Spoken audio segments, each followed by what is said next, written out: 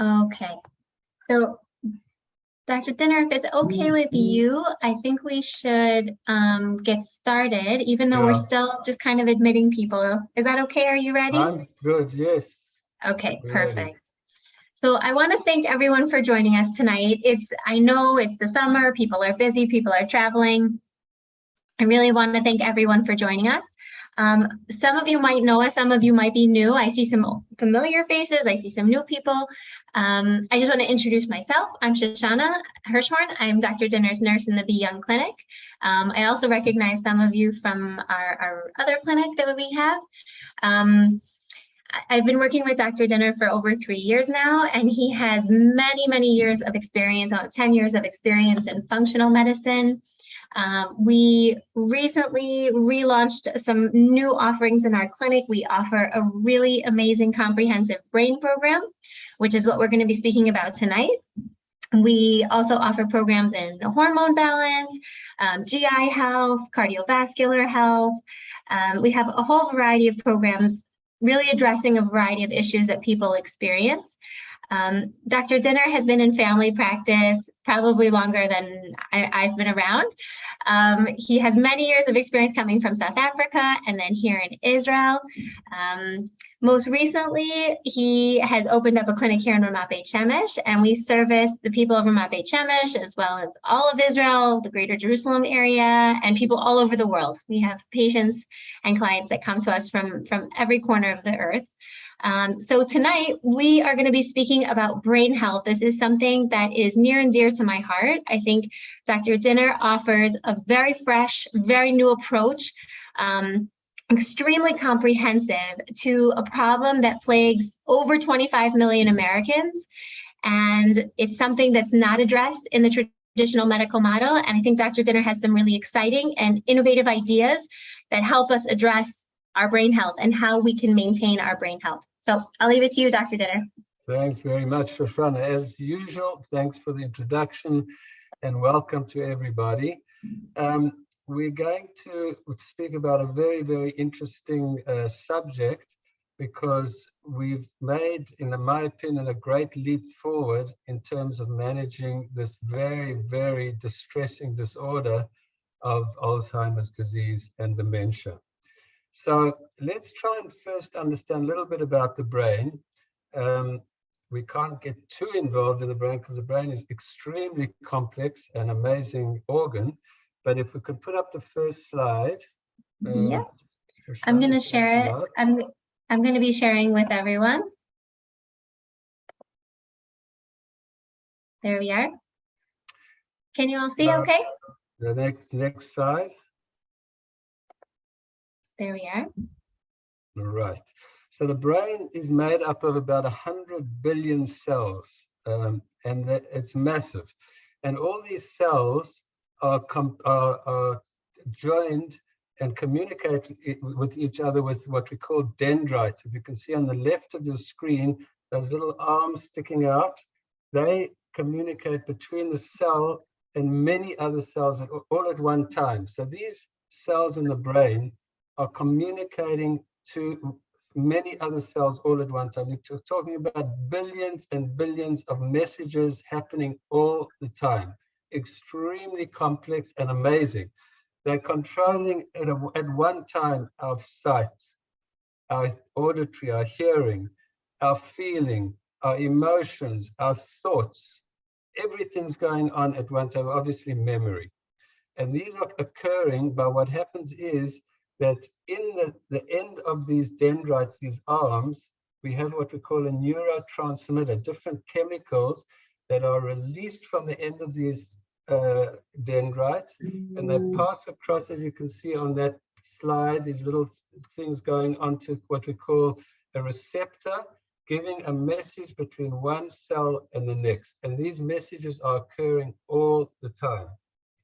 So one of these chemicals that allow the message to occur is called acetylcholine. And acetylcholine is the chemical that is responsible for memory. So what we're looking, when we see that things are deteriorating memory, a lot of the drugs that have been developed in conventional medicine are to enhance the amount of acetylcholine that we have, and to make the action of the acetylcholine more functional, so that the messages occur better, and that the brain is functioning better with this amount of chemical that we have. Now, we used to think that the brain had a certain amount of, we were born with a certain amount of cells, and as we got older, there was deterioration and cell death, so that you ended up having many less cells, and there was no way to regenerate cells. And what we discovered, we know from people who have had strokes and people who have had brain damage, that you can actually, cells, even brain cells, can be regenerated, which is a very, very unbelievable, exciting innovation, that we aren't left with what we have resulted in, but we can actually regenerate cells. So let's go on to how, what actually happens and what we're thinking about in conventional medicine. We know that in Alzheimer's, there's a buildup. Well, maybe let's speak first of the causes of that dementia, because they're different causes, not only Alzheimer's. And here we put up the slide. The first one is called vascular, which is due to damage in the small vessels and large vessels. Due to vascular damage, could be from cholesterol, high blood pressure, all the different causes that damage blood vessels, and they cause vascular damage to the brain tissue and death of brain cells. The second thing is called Alzheimer's, which is a buildup of this protein called amyloid. And if you look at a person who's got Alzheimer's, advanced Alzheimer's disease, you'll see a large amount of this protein, which should not be in the brain, called amyloid. Then there's a dementia called dementia with Lewy bodies, which is another type of dementia. And then we go on to, let's see what comes up next, a frontotemporal dementia, which causes emotional and psychiatric changes. Parkinson's with dementia.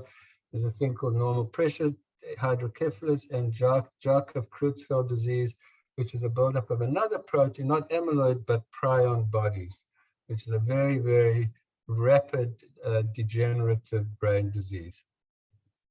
So those are the things, but are we going to concentrate on Alzheimer's and just look at the difference of how conventional medicine views and treats and looks at as a treatment for Alzheimer's compared to what we call functional medicine. So as we mentioned, in Alzheimer's disease, there's a buildup of amyloid, and once we build up the amyloid, the conventional medicine and the large drug companies are spending billions and billions of dollars to try and break up amyloid, because they see that amyloid is built up, and that causes dementia. And if we be able to break down amyloid, we can cure Alzheimer's. And the truth is, they have now discovered a drug that breaks up amyloid, and it's got FDA approval, and it costs $50,000 a year to use it, and it works. But the truth is, it does not treat Alzheimer's. In other words, people using this drug, despite having FDA approval, people don't get better from Alzheimer's. And that's what billions of dollars have been spent on by trying to break down amyloid, and so in so doing, healing people with Alzheimer's. But that's not the way. Now, if we look in contradistinction at how we work in functional medicine, we look rather at the cause, the root cause, what leads to a disease. In conventional medicine, it's called evidence-based medicine, whereby we do trials and we look at a drug and we see what the drug does for a particular disease, and we spend our time making a diagnosis. This is the diagnosis, rheumatoid arthritis. We've got now evidence that a certain drug works for rheumatoid arthritis, and that's how we choose to treat rheumatoid arthritis. On the other hand, in functional medicine, we look at what would be causing arthritis, what would be causing dementia, what's causing Alzheimer's, And therefore, we try and work on root causes. And if we can heal the cause or overcome the root cause, we can start healing people. And that's what we've done. There's a very, very eminent neurologists and psychiatrists in the United States in the field of functional medicine who've come up with some unbelievable approaches to dealing with dementia and Alzheimer's. And they are claiming and showing that first of all, they can stop the progress and they can even reverse Alzheimer's disease. Wow. So let's look a little bit how we can go about this process. First of all, we need to know that the earlier that we recognize Alzheimer's, the better, because the earlier things are treated, the more progress we can make. So just some of the symptoms that people may present with Alzheimer's, and it could be subjective symptoms that you notice yourself, or other people may notice it in you, and the partner or someone saying, look, something's going wrong here. So some of the things would be the early symptoms could be what we call facial blindness, which means that you see someone, you've seen them before, you think you've seen it, but you don't recognize it. There's a thing called reading comprehension and recollection. You have to go over things because it doesn't make sense as it used to make sense. Thinking clarity and speed. You hear a concept and you've got to go over it again and again. Appointments and to-do lists. Do we remember our appointments? Are we up to date with our to-do lists? Vocabulary. For example, we would say that person's aggressive, but in the old days, we used to say they're pugnacious or they're truculent. Now, I don't know what pugnacious means, or I don't know what truculent means, but I've read up in the Alzheimer's book that people, we use more simple language because we have forgotten the more complicated, sophisticated words. So instead of using these complicated, we would go to more simple wording. We may say, for example, that person is very sociable, but because we forgot what gregarious means. We lose things. We have problem in calculation. Because we get change, we give a person 100 shekel, and we owe 73 shekel 50 or $73.50 from $100, and we need to calculate the change, and it takes us longer. So these are subtle signs that may become progressively more, which may indicate that something early is happening to us, and we must never accept this is aging. When we notice more than one or a few of these things going, we must think maybe there is some change with our cognition, and the earlier we deal with it, the better our outcome is. So it's very, very important to recognize and then to do something about it. So what do we do about it? So the first thing is, as I mentioned before, in functional medicine, we want to know causes. And some of the very famous neurologists in this field of functional medicine, one is a very well-known neurologist, Dr. Dale Bredesen. He describes what he calls 36 holes in the roof. There are 36 leaks in the roof. He's worked out these 36 things, that all these leaks are causing damage to the brain. And he actually says that amyloid, which is a buildup, is really protecting the brain. So when we're looking for a drug that breaks down amyloid, people get worse because that amyloid is actually helping us. So that's not the way to go. Rather, let's look at the leaks in the roof. Let's see what's going wrong, what's causing it. Block up the leaks. Even if you can block some of the leaks, you get better. So we start with testing. So let's have a look at the next slide, Shoshana. Thank you. Sure. So we want to test, and again, functional medicine, we use scientific testing to make understanding of what are the causes. So obviously, the first thing would be general chemistry in the bloods. We're looking at our lipids and glucose and insulin. We look for autoimmune and inflammatory factors in the blood. We look at a thing called methylation and homocysteine. These are chemicals that can build up in the body that cause damage to the blood vessels and to the brain. We look at vitamins and minerals. We look at signs of chronic infections. All of these can be tested for, and we test so we can identify where's it coming from, what's the cause, and how to patch these holes in the roof. We look at the gastrointestinal tract. There's a very big link between the gastrointestinal tract and the brain. And if people have dysfunction of the gastrointestinal tract, that goes straight to the brain. There's a large amount of nerve connection right from the gut into the brain. Inflammation in the gut sends message to the brain. Indigestion, lack of good digestion, the microbiome.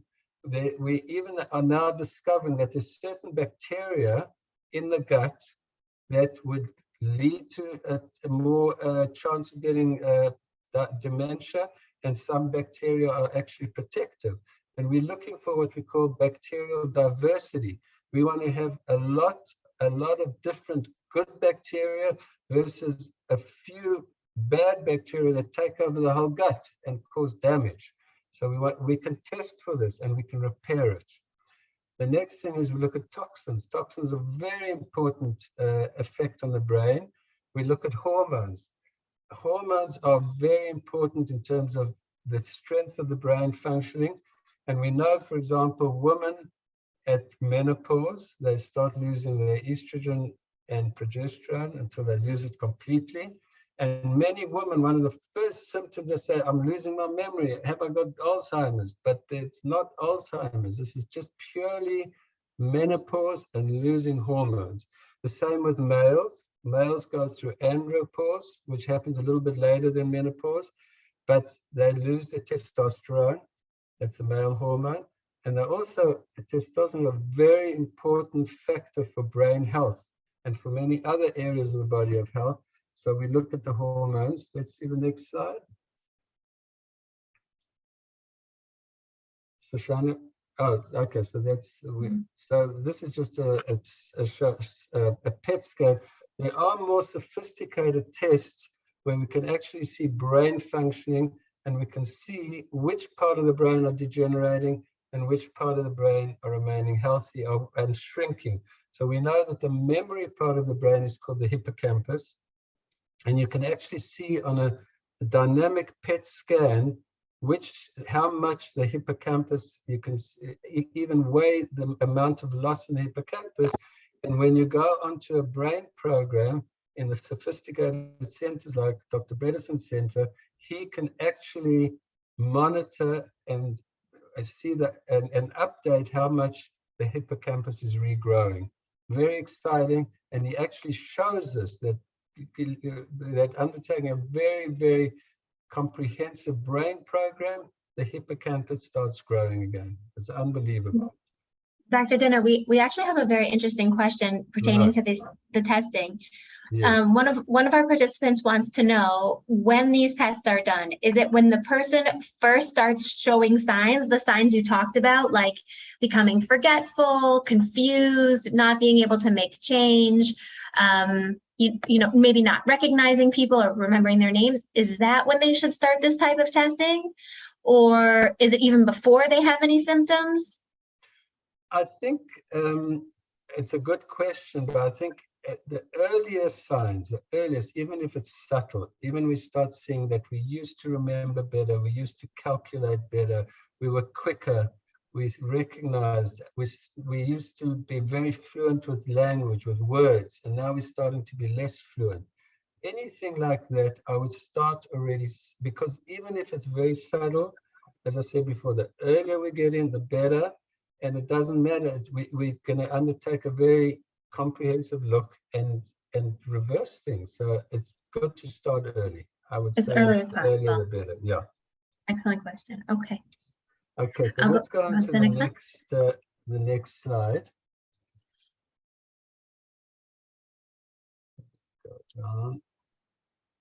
Right. So let's look at these 36 holes in the roof. I haven't I'm not going to delineate all of them, but I'm going to go through some of them, and we test for all of these, as I've mentioned before.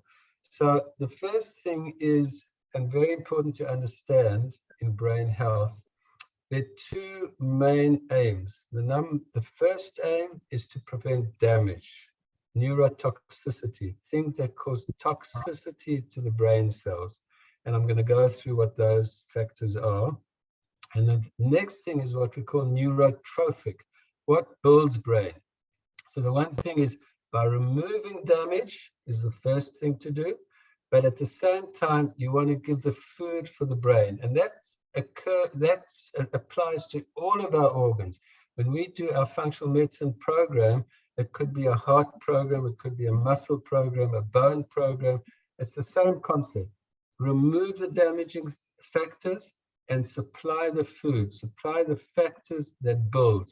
And that's what the body's made up. It's always breaking down and building. And our aim is always to be anabolic.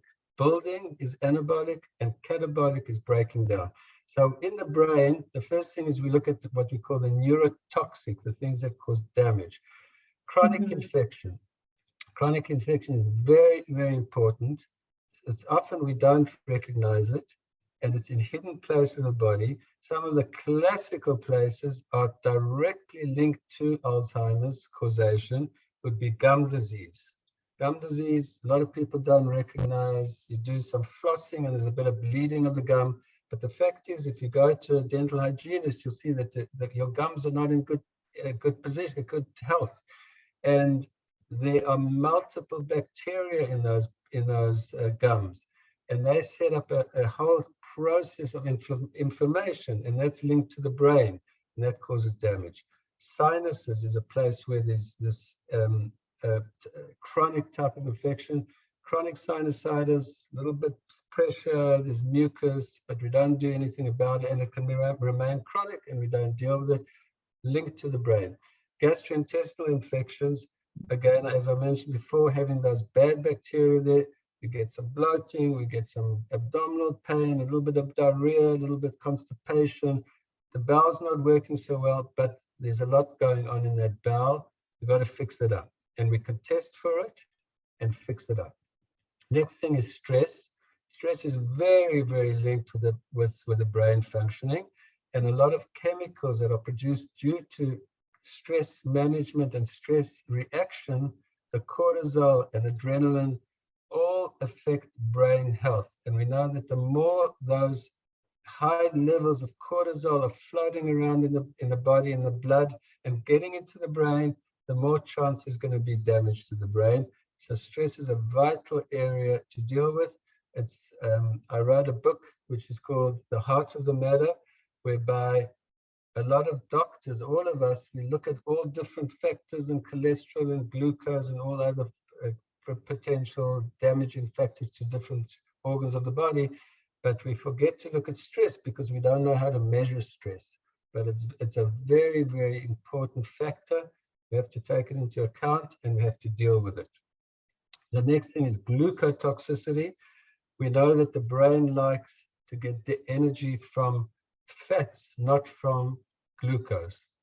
And usually in the Western diet, we have much too much glucose and carbohydrates, and that feeds the brain, and that provides energy. And as I have mentioned before, the brain is the biggest energy user in the whole body.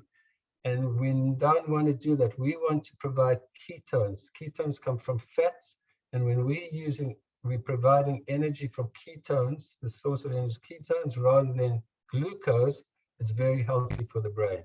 So we'll mention it in our diet program. We want to cut down on the glucose, we want to cut down on the carbohydrates and provide healthy oils. There's a chemical called homocysteine. It's a breakdown of protein, and some people cannot eliminate it efficiently, and it causes damage to the blood vessels, also to the brain. We can measure for it, and we know how to treat it. So we look at homocysteine. As I mentioned before, we look at the gastrointestinal tract. We look for leaky gut, whereby the gut is not healthy, and the tight junctions which allow only the good foods and the good nutrients to go into the gut.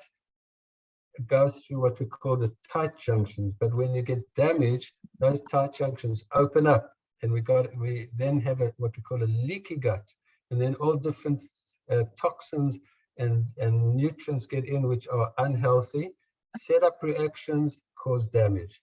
Autoimmune disease in the gut, and as we mentioned, the gut-brain connection.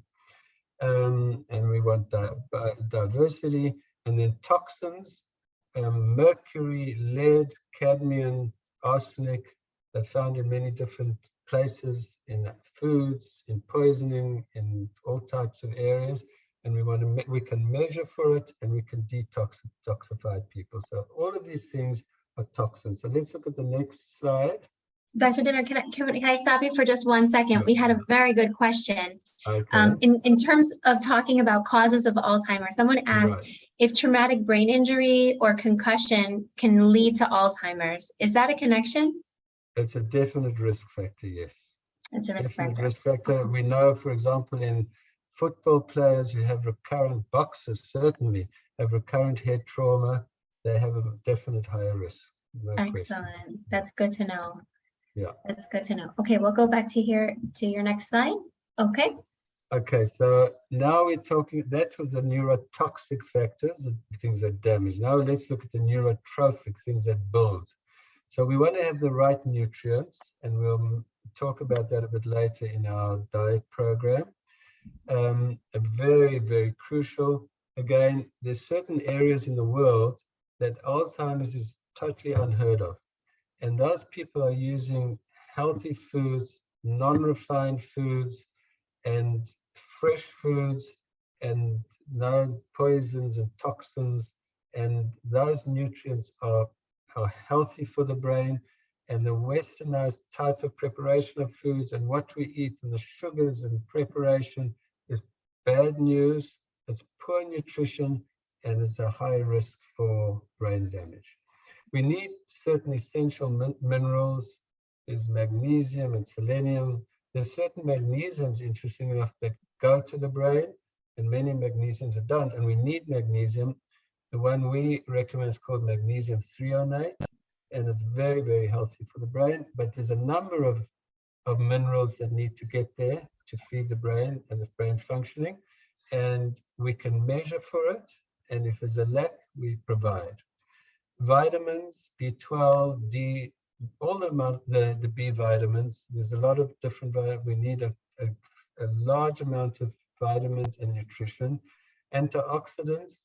There's in the process of energy production, there's damage caused to the surrounding cells. And what we need to do to repair those cells is with antioxidants. One of the very big ones is called resveratrol. It comes from the skin of red grapes, and it's a very good nutrient for brain health. Healthy oils, as we mentioned before, we want to have more oils and less carbohydrates, because oils are healthy for the brain. Hormones, as we mentioned before, we check for hormones. Obviously, when you're around the menopause period or the andropause period, when you start to lose hormones, that's the most important time for providing hormones, because the hormone receptors, the receptors on the brain and all the organs are very active. They're still very receptive to the hormones. As you get older and there's been no hormones around for years, even if you provide hormones, they're much less receptive and they have less effect. Nevertheless, we sometimes give to women who are older, who've been post-menopausal, even up to 10 years. It can still have some effect, less of an effect, but it's important. Same with testosterone in males. We have to check for it. And again, just to mention here, there's a way of providing hormones. Hormones can be toxic, and hormones can be very, very helpful. And we promote what we call bioidentical hormones, which are natural hormones. They're made from a natural process. They're exactly identical to human hormones, and they do a lot of good for people. So one has to know how to provide hormones and what type of hormones to provide. Can I just get the slide up again, Shoshana? Sure, no problem. The slide disappeared. Here we are. Okay, we're back. Right, then obviously thyroid balance, very, very crucial to make sure the thyroid is very well balanced. Exercise has been proven of extreme importance. We know that people who exercise regularly, both aerobic exercise and strength-based exercises, have better brains. However it works, by better oxygenation of the brain, it's extremely, extremely important to get a very active exercise program. Sleep is very important, both the duration of sleep, getting at least 7 hours of sleep, and also the quality of sleep. And it's quite important if you wake up in the morning not refreshed, maybe to do a sleep test. There may be some sleep apnea and poor quality sleep, and it's not good for the brain. And then obviously brain rest and recovery.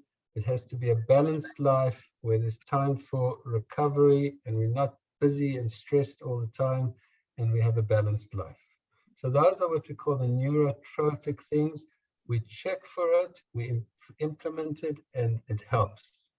So let's look at the way of building a better brain. And this is a program we would use.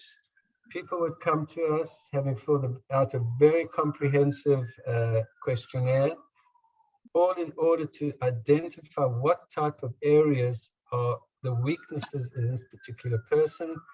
We do the testing and build a picture. Once we see the picture that these are the particular problems, then and it's very important supplements which we provide depending on what people need. There's, I think, as you mentioned, magnesium threonate. There's certain mushrooms, the big ones called lion's mane. There's a supplement called bacopa and fisetin, and they all help with building brain tissue, and they work. We have proof of this, and we have evidence that it works. Another thing we use, and we're very strong in the Be Young program, is called value medicine. And you'll notice in a lot of brain programs that people will say, do brain exercises. You get a lot of exercises online where you have to use your brain to think quickly, to remember, to coordinate, and they all help, and they're all good. What we like to add to that is we believe that value in life is very, very important. And we know, for example, retirement is a very dangerous time of life. People are active and busy, and all of a sudden there's not much to do. And they're busy doing mundane things and going from one task to the next, but they're not waking up with a purpose. They're not building, they're not thinking, they're not contributing, they're not building themselves.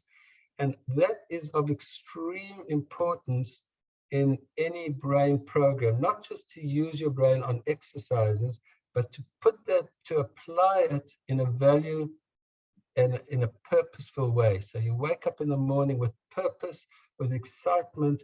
You have something important to do. You have something important to contribute. You have something of yourself, of the self-building, and that is an essential pillar of our program that we always deal with, and it works. We see people who come into our plan. Some people are very non-motivated and non-directed, and they do worse. And some people, despite a lot of issues and a lot of problems, but they're extremely value-driven and extremely purposeful, they do very well. As we mentioned, diet is very, very important, and we give a lot of training in diet, but just the very basic ideas. We want to remove the toxins in diet, and sugar is the big one. Processed foods, we want to be free of the bad fats, fried foods. This is all basic nutrition, but it's very crucial. And we want to include the good oils, as we mentioned before. We want to feed our brains with oils and good fats and oils. We want to use herbs and spices. Dark chocolate is very important, a small amount, berries, all the colored fruits and vegetables, flaxseed, coffee is good to a limited amount, nuts and red wine. So we are very important in what we really exclude from our diet, but at the same time, putting in those strong nutrients which build brain tissue.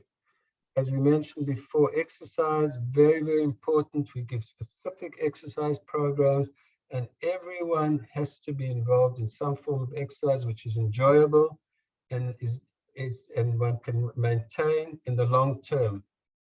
It's the same as any eating program and any exercise program. It has to be enjoyable and it has to be something that is maintainable.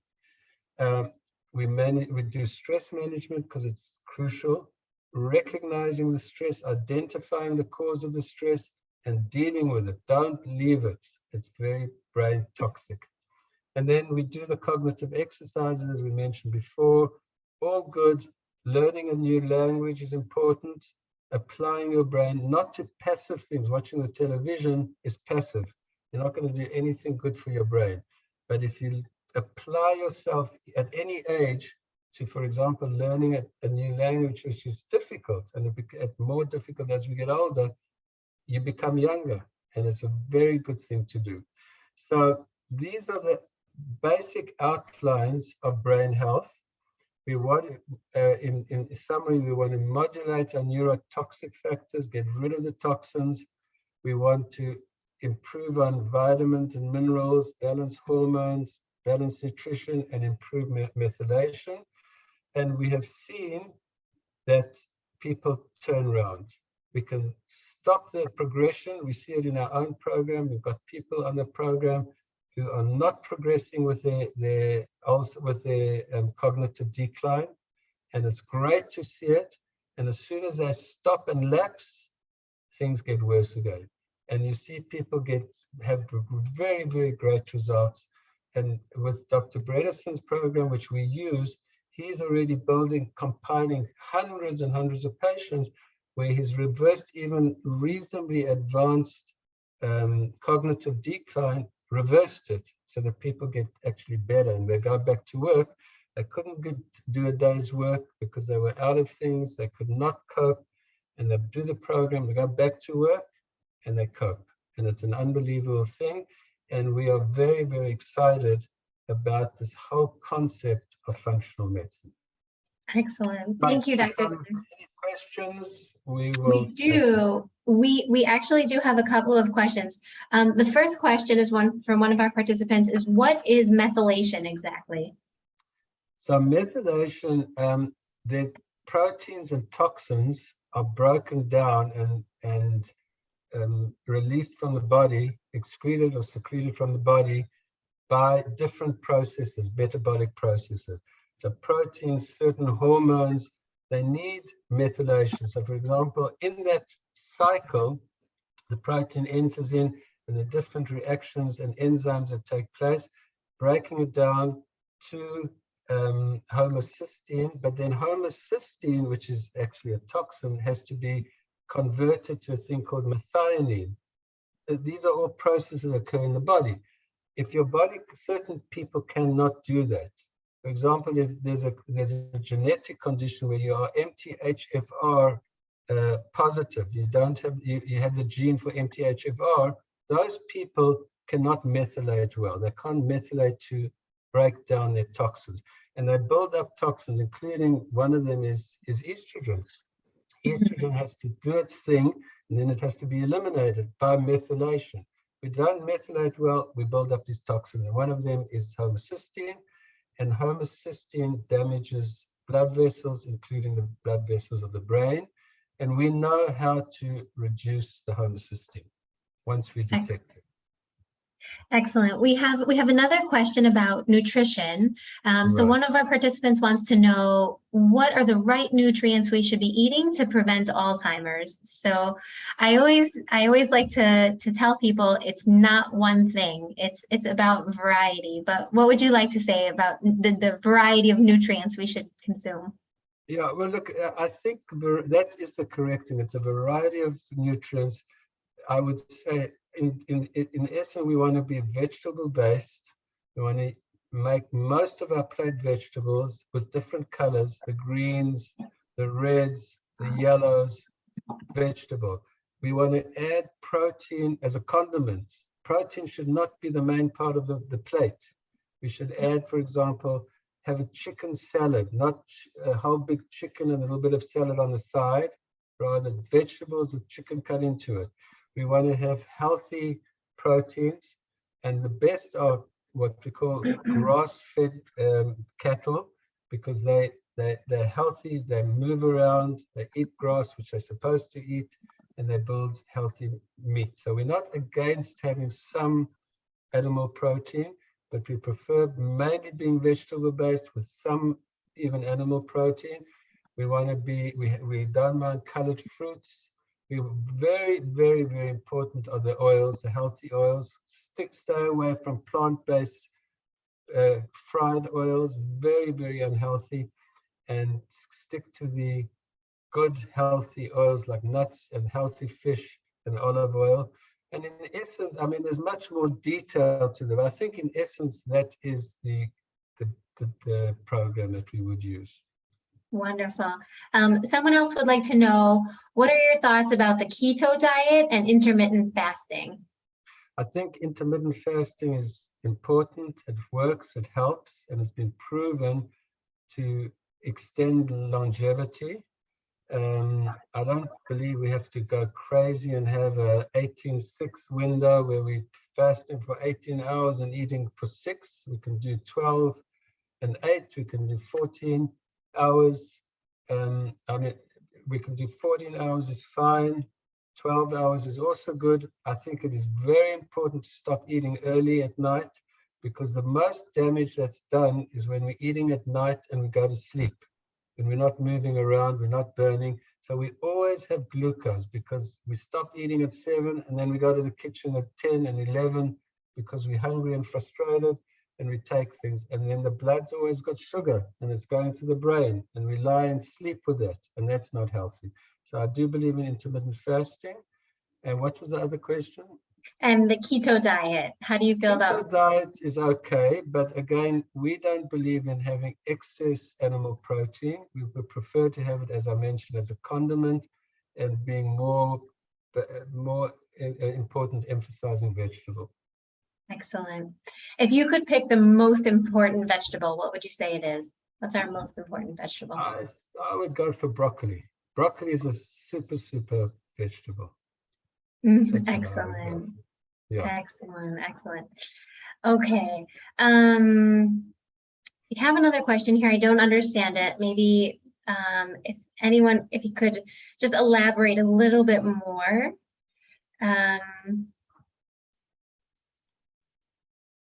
Let's see if the person who asked the question could elaborate for us a little bit more. So the vegetable protein the protein you're talking about, the sources of protein are lean proteins, like from animal sources primarily, right? Chicken, fish. Yeah, but preferably it should be grass-fed cattle. Okay. It is available, because when they put in pens and they don't move around and they're eating unhealthy foods that are fed to make them fat in 6 months, that meat is not healthy. Compared to an animal who's supposed to be walking around and eating grass, they're healthy. So we like to have grass-fed animals. We would prefer organic chicken and turkey, where they're eating, again, food that they should be eating and running around where they should be running, not put in coops and fed and made fat in very quickly with hormones and antibiotics. So if one can find the healthy proteins, same as fish, fish should be this healthy fish, salmon, mackerel, herring, anchovy, from the sea, sardines, not the farmed fish, because farmed fish, the same thing is they're not so healthy, even though we may think they are, but they're not. Excellent. Farmed fish. We actually have a very good question. So a lot of our participants keep kosher, and one of the problems that we have when we keep kosher is trying to keep bugs out of our vegetables. So one of our participants wants to know, what do you think about pesticides or the dangers of pesticides in those bug-free type of things, like certain types of broccoli or certain herbs like parsley or dill? Look, I think it's significant. I think it's significant. How significant is hard to quantify. As we mentioned before, in any program, it's the summation of all the different factors. So the more toxins you get, the worse it is. So whether it comes from meat or whether it comes from vegetables, all of the things add up. Fumes, everything adds up. So the less you get, the better. It's difficult. You should wash things well. Try and reduce as much as you can, but I would agree, everything adds up. Excellent. I always say that the dose makes the poison, that it's all about the content, how often we consume something, which is again why variety is so important, because then you help to reduce the amount of toxins you're taking in, because you have a variety of fruits and vegetables. You're not only consuming one type, which could then lead to a buildup of toxins. Okay, we have actually a very good question here. Someone mentioned that there is protein in things like trina or peanut butter. Would you be more in favor of those types of like vegetable based proteins versus an animal based protein? Well, the truth is peanut butter and trina both are more fats and oils than protein. There is a bit of small amount of protein, but essentially they're oils. And they're both, well, peanuts are less healthy because they're not tree nuts. Tree nuts are very healthy and ground nuts are less healthy, but trina is a very healthy food. Again, you have to see how it's prepared. When you buy a lot of bought trina and hummus, they add a lot of unhealthy stuff to make it tasty. But if it's done naturally, without processing, it's a great food. Excellent, excellent. Okay, great. I just want to open it up for another minute. If anybody has any other questions, I just wanted to share our contact information with you. So if anybody wants to get in touch with us, this is our contact information. You can email us at info@beyoungclinics.com, or below this is our phone number. You can also visit our website, which is beyoung.life, and I'll put it in the chat. And there is an intake form. We can offer you a free evaluation. We can discuss some of your health concerns. If you feel like you have any personal health issues that you want to address, cognitive issues that have come up for you, hormone balance issues, GI issues. We really have a very wide range of issues that we address, health concerns that are really relevant to a lot of different types of people. So I just want to give everyone an opportunity to write this down, and feel free to come and visit us at beyoung.life. We always like to hear everyone's questions. You can always address it there as well. There's another question here, Dr. Dinner, primarily to you. So they want to know if quinoa is a starch, a protein, or both. Ooh, this is a controversial question. It's both. It's both. There is protein in quinoa. The only thing is, with vegetable protein, there can be a lack of the essential amino acids. So you have to be very careful that you get enough of the essential amino acids if you are only having vegetable-based protein. But it is possible. There are different views. Some people do very well with vegan. Some people do very well with the paleo diet. And we've even seen amazing progress with people who make liver their standard treatment every single day, because it's a highly nutrient food. But one has to know what you're doing. Diets are individualized, and they have to be individualized for different needs. And you have to be an expert, like our expert who works with us, Judy, to make diets individualized to the need. Excellent, excellent. If I could just share a little bit, if anyone has any other questions, please feel free to post them. I just wanted to share one other aspect of our program. So our program the people that make up the program are obviously Dr. Dinner. He leads our care team, and underneath him we have myself. I'm Shoshana, I'm the nurse. And we work also with a nutritionist named Judy Kaiser, who's specifically trained in functional medicine nutrition and has been working together with Dr. Dinner for many years. And she sees a lot of our patients in the clinic and helps them not only address what to eat, but she really helps to address a lot of food behaviors that are very, very important, so that we can continue to eat healthfully, not just about what we're eating, but about how we're eating, when we're eating, why we're eating. We also have our office manager, Abigail Klatch, who is part of our staff. Everyone who calls gets to speak with her as well.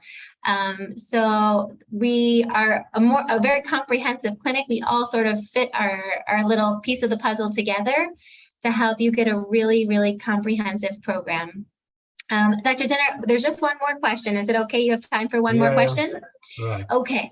Someone wants to know what you think about light therapy. It depends what type of light therapy. I mean, there are infrareds, and there is something to infrared therapy. I think that's an area that would add some small benefit. How much benefit, I'm not sure. There are many other factors, saunas and different types of saunas, light therapy, everything helps somewhat. But I think the essential stuff is what we have mentioned rather than the extras. They're all maybe extra, but not primary factors. Never heard of it. Okay, I think you with us, Shoshana? No, I think we lost it. Okay. Yeah. Okay, so I think that's it. Excellent. Well, thank you. Right. Thanks very much. Thanks for hosting the meeting. Thank you so much. Thank you, everyone, for coming. Please be in touch with us if you have any questions, and we really look forward to hearing from you. Yes, she knows more about computers than him. Okay. Thank you. Okay. Bye-bye. Take care. Bye-bye. Take care. Bye-bye. Bye.